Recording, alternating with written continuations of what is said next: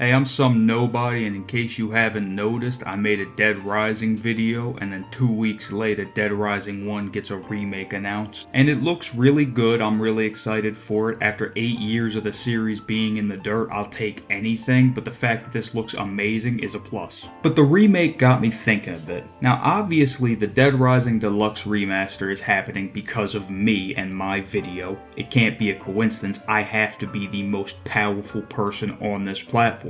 And so I thought, if I can bring back a series that's been dead for 8 years, maybe I can bring back a series that's been dead for 12. You know, as a test for these newfound abilities.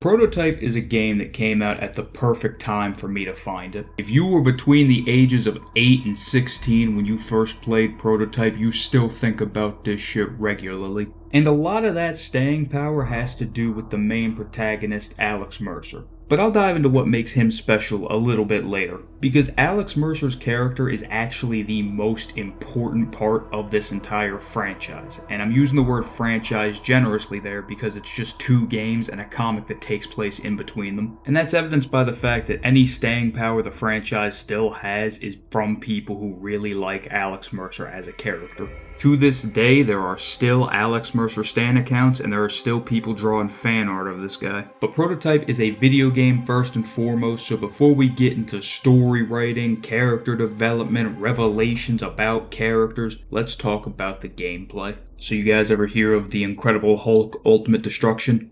It's that. The studio that made Prototype 1 and 2, Radical Entertainment, actually has a few iconic bangers under their belt. Primarily the aforementioned Hulk Ultimate Destruction, but they also made Simpsons Hit and Run and Scarface The World Is Yours. And you can tell just by looking that Prototype was built over the skeleton of Hulk Ultimate Destruction, and I'm not complaining because Ultimate Destruction is one of the greatest superhero games of all time. Alex even has the Hulk's iconic stalling elbow drop, but Mercer has more mobility options because he's navigating a bigger map. The biggest difference between the two is the fact that the Hulk uses a lot more weapons in Ultimate Destruction, whereas Alex is a shapeshifter and he turns his body parts into weapons. Alex can also absorb people and disguise himself as them. This leads to certain parts of the game having stealth elements where you have to absorb certain people to gain access to restricted areas. It's actually a lot of fun to slink around a military base and consume everybody one by one without them noticing. You can even gain an ability to accuse somebody else of being Alex Mercer and everybody in the base turns and opens fire on them. You're essentially playing as the Thing if he locked in. Prototype is a power trip kind of game where you get all these nutty superpowers and they just let you loose in Manhattan. So you just do whatever you want. Grab a civilian, take him to the highest building and chuck him off into space. Start throwing cars around, start destroying cars, start just punching people on the street. One thing I used to really like doing as a kid is disguising myself as a soldier, grabbing an assault rifle and going into the infected areas and just role-playing, just trying to quote-unquote survive as a quote-unquote regular soldier. And in terms of gameplay, Prototype 2 is an objective improvement over Prototype 1 because it's everything from Prototype 1 but just more.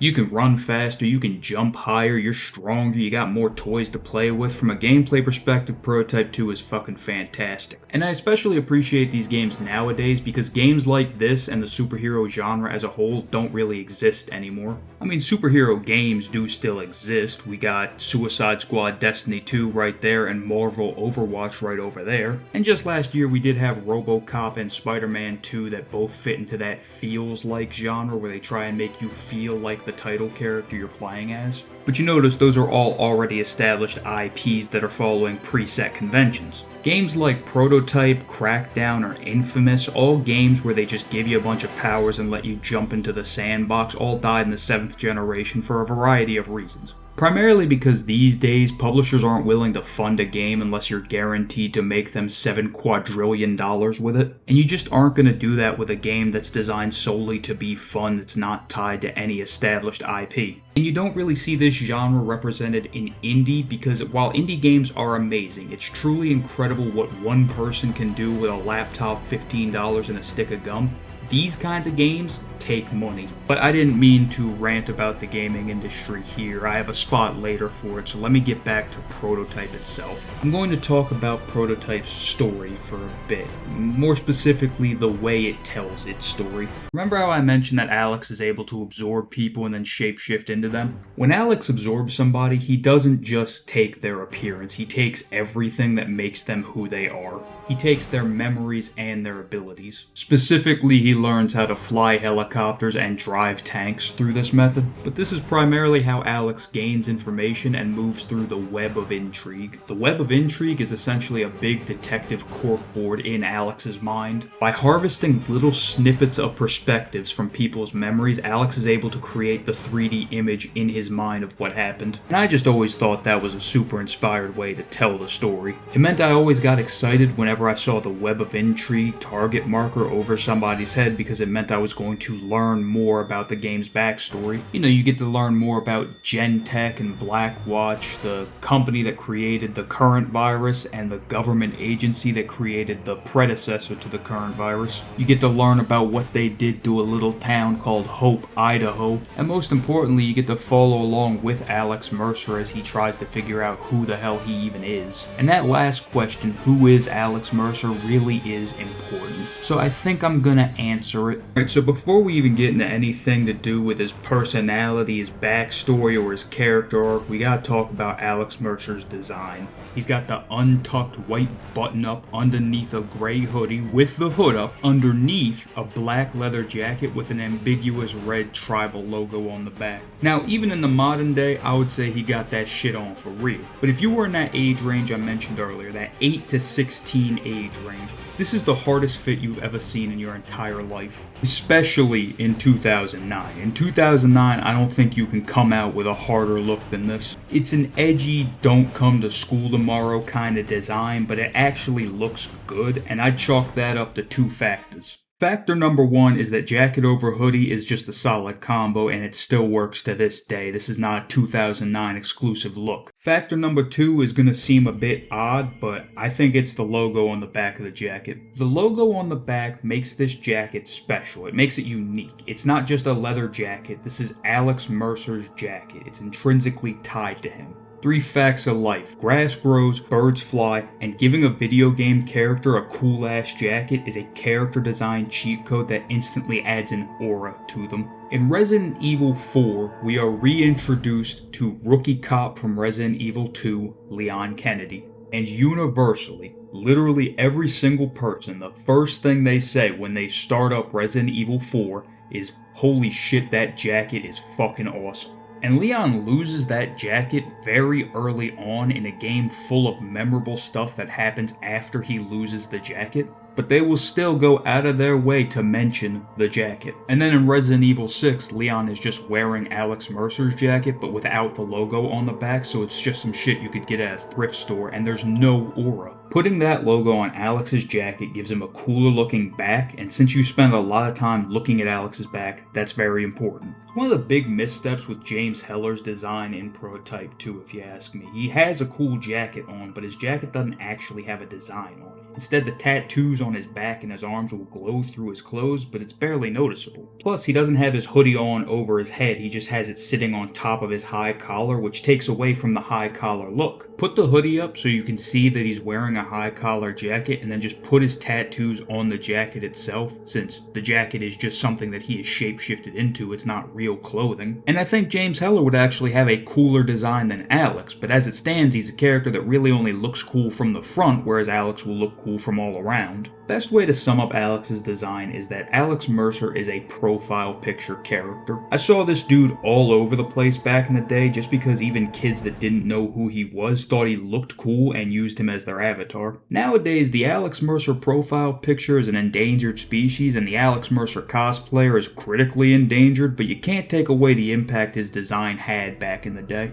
But you know what really hooks people about Mercer is his personality. He's a brooding, conflicted amnesiac without much concern for human life, but he's not quite evil. He's a grey-hearted hero, some could say. A super serious character with the primary colors black and red who, despite his numerous superpowers, will still resort to using guns from time to time. Hey buddy, you get out of here and go feed on some earthworms and other invertebrates. Yeah, Mercer is what you could call an edgy character, but he never goes over the top with his edginess to the point that it's cringeworthy. To do that, his dark monologues would have to veer into trying to be poetic. But the thing about edgy characters is that they age extremely well. You think they're cool when you're like 13, then you get a little older and you think they're kind of lame. But once you're an adult, you'll loop back to either thinking they're cool again, or appreciating their edginess in an ironic way. Shadow the Hedgehog stocks are at an all-time high because anybody who was old enough to play Shadow the Hedgehog back in 2005 has now gotten to the point where they realize, wait,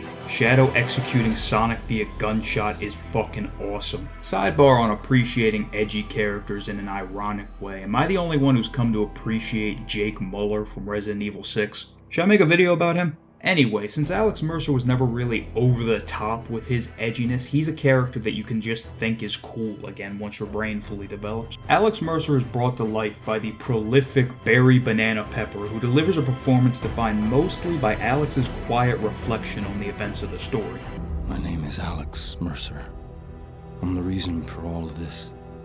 They call me a killer, a monster, a terrorist. I'm all of these things. But Barry Pepper also does exceptionally well in the rare moments where Alex's voice rises above a whisper. Begin!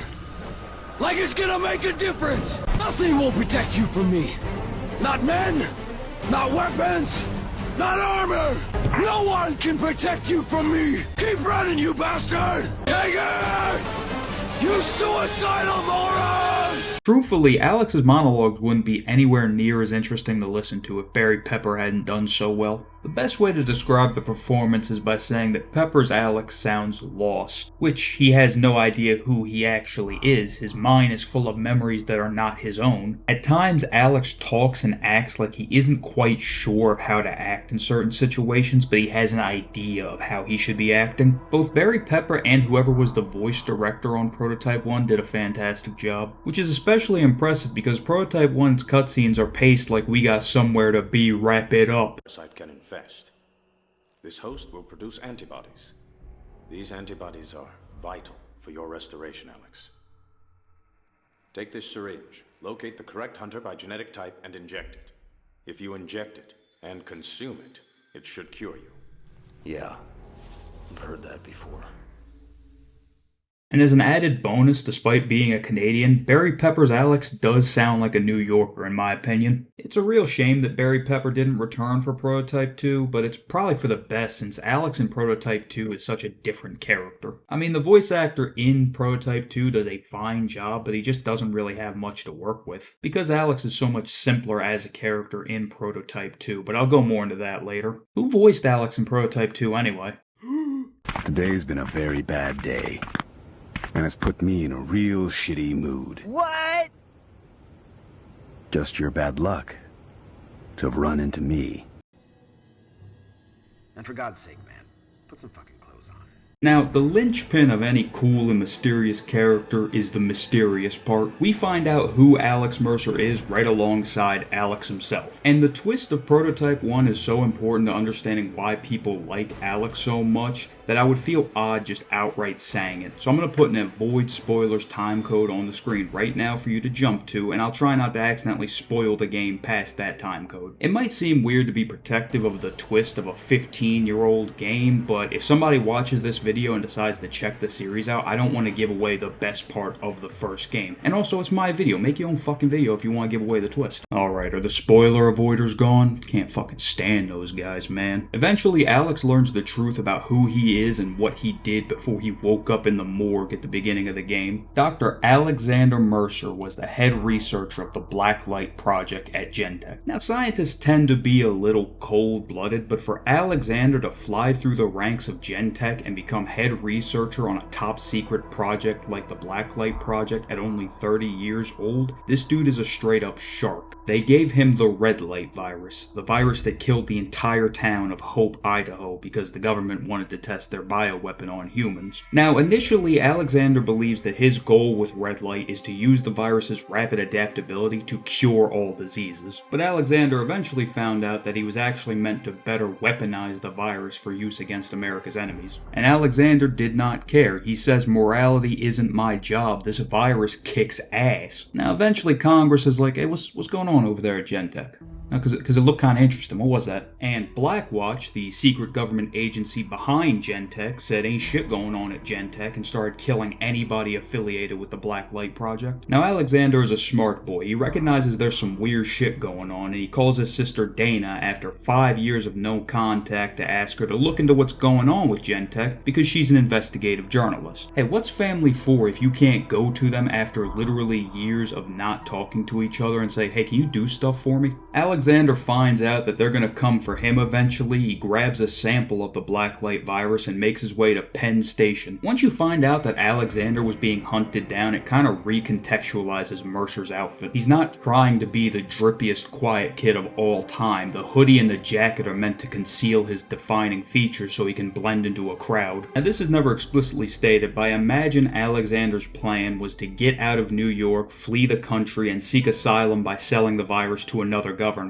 He chose Penn Station because it is one of the busiest transportation facilities on the planet, and he figures Blackwatch won't execute me with a crowd of people around. But Blackwatch says, we ain't even hiding the Bible, God can watch us beat your ass. Alexander finds himself trapped and decides that if he's going down, he's not going down alone, and releases the Blacklight virus in Penn Station, starting an outbreak that will kill a minimum of 81% of Manhattan's population. Now, if we go by real-life population numbers, that means 1.32 million people were infected. And that's just the percentage of the population infected, not counting anybody killed by the military or the infected themselves. But if we go by that minimum number and disregard civilian deaths caused by Blackwatch, the infected, or Alex himself, that is a minimum of 1.32 million people killed out of spite. Dr. Alexander Mercer created the Blacklight virus. He knew the destruction it was capable of, and yet he still unleashed it on Penn Station as one last fuck you before he was gunned down. Alexander was a selfish, sociopathic monster who got what was coming to him. It's a good thing this guy isn't the protagonist, eh?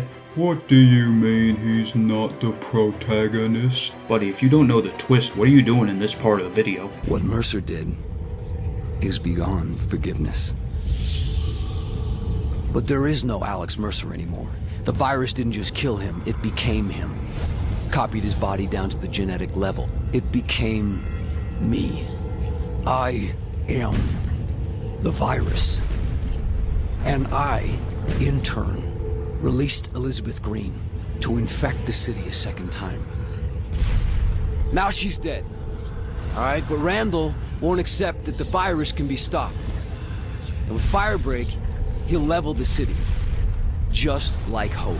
Dr. Alexander Mercer died in Penn Station, and because his corpse was so close to the virus when it was released, it essentially absorbed him and gained sentience. And so our protagonist, Alex Mercer, or Zeus, is born. His amnesia isn't him forgetting his past, it's him not knowing anything because he's basically a baby born as a 30-year-old man. Hey, welcome to the world, little buddy. Let's go with the taxes. Alex retains some remnants of his creator's personality and abilities, Alexander's ruthlessness and apparent martial arts prowess. But for the most part, he's basically a blank slate with a fully formed frontal lobe. Earlier, when I said we find out who Alex is right alongside Alex, I wasn't talking about his amnesia. I meant the person/virus he grows into over the course of the game. And that right there is the most compelling part of Alex's character, that despite being a sentient virus, he winds up being a better person than Alexander ever was. Just an example of that, Alexander only contacted his sister because he needed something from her and didn't care that asking her to help him would put her in danger. On the other hand, Alex absorbs a soldier and finds out he has a sister, then immediately seeks to protect her. Later, he goes to great lengths to save her after she's kidnapped by a leader hunter. Here's another example. In search of answers, Alex accidentally releases Elizabeth Green on the city, which gives the virus hive mind a brain. Alex spends most of the plot afterwards trying to rectify his mistake mistake and stop Elizabeth Green. Once he kills Green, the infected are pretty much powerless without anybody to lead them. Even so, Colonel Taggart wants Manhattan wiped off the map with a nuke, which would mean killing any survivors still left in the city and making Manhattan uninhabitable. Alex gets the nuke far enough away that the city is safe, but he gets caught in the blast. And sure, he turns out fine, but the important thing to note there is that he was willing to risk his life just to give the people of Manhattan a fighting chance. When you compare Alex to his creator Alexander, the difference is night and day. And Alex actually condemns Alexander for what he did in Penn Station. That's basically the atomic bomb coming to life and turning to Oppenheimer and saying, dude, you are fucked. Why would you create me? Alex's humanity is especially admirable considering the kind of people and memories he spends the entire game absorbing. Alex absorbs guys who laugh while setting civilians on fire and government officials who kill an entire town just to test their bioweapons, some of the worst humanity has to offer. Alex sees all of it through the memories that become his own and still sees enough good in humans to want to save them.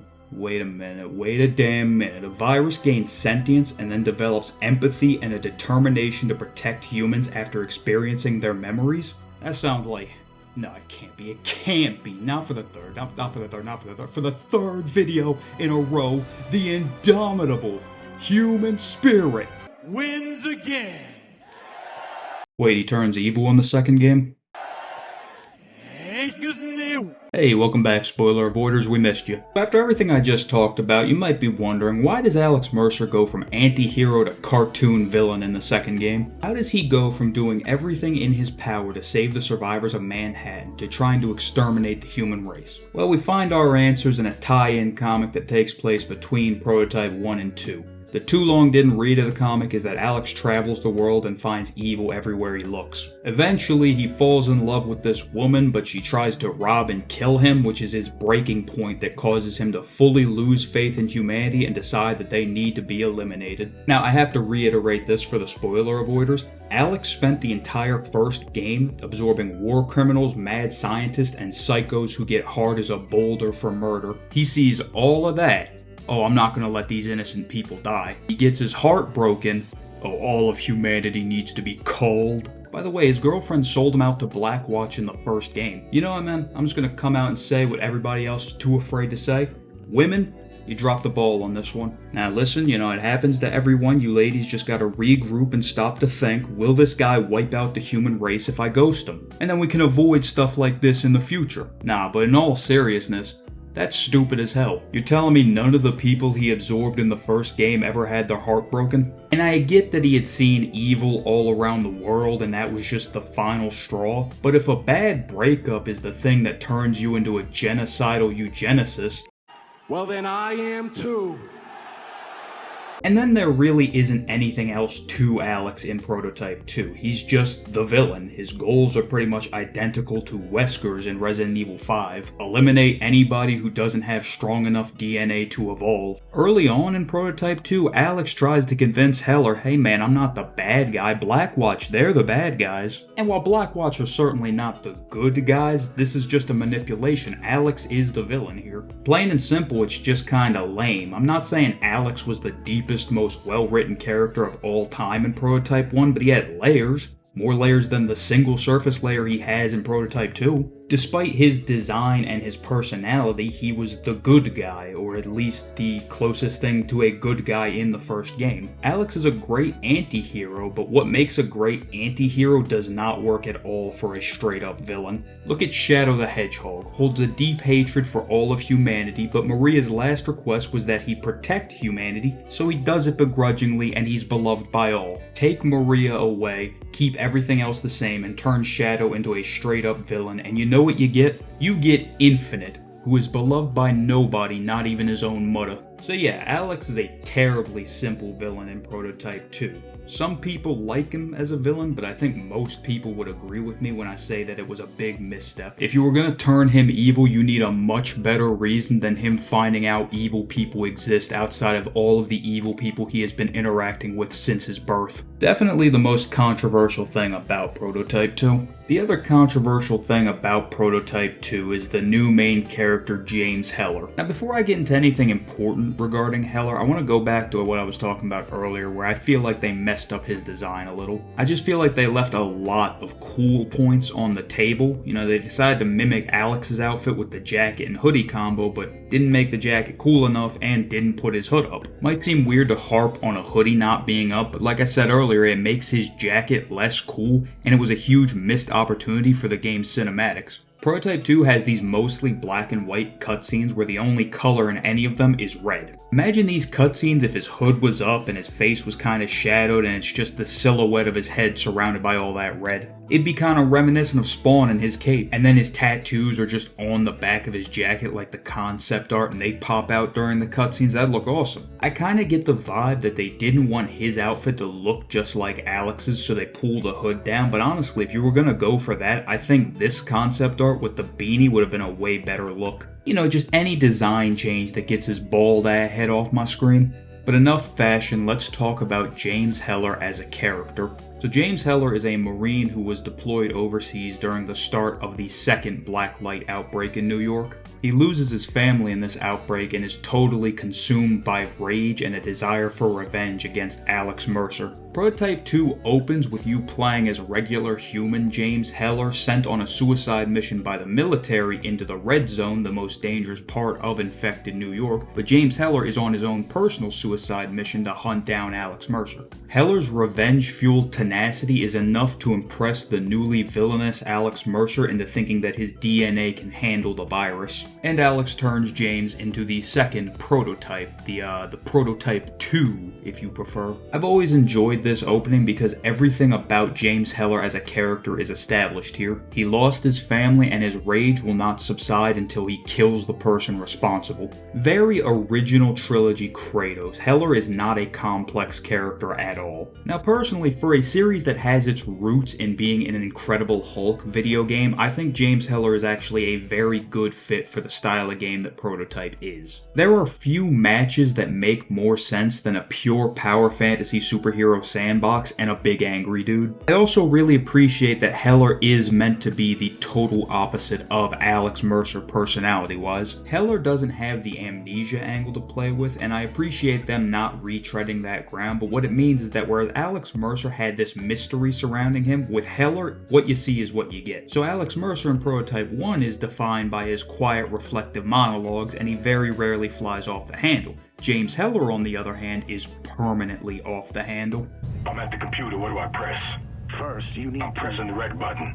Shit, now the screen's all fucked up. Shit's broken. Okay, press the alternate key. ALT alternate. Alt? There's no fucking alt. I got a fucking squiggly line key. I got a fucking key with a triangle on it. What the fuck kind of keyboard is this anyway? Oh, James, calm down. Heller is pissed off all the time at everything with no exception to the point that it is comical. The only vulnerability he ever shows is at the very beginning of the game during the opening on the phone calls to his family. After that, it's a pretty one-note performance. Cornell Womack does a good job as James Heller, but his delivery is the exact same whether he's logging onto Facebook or facing down the man who killed his family. And then there's the way that Heller's rage is written. The only way they knew how to get across that Heller was an angry dude was to have him say fuck and shit constantly. Now listen, I'm a fucking cursing maniac. I can't get through one fucking sentence without saying the fuck word, that this motherfucker brushes his teeth with the word fuck, and the words wind up losing any and all meaning. By the time that James Heller threatens to skull fuck Alex Mercer, I could have fallen asleep to it because James saying the word fuck became white noise to me.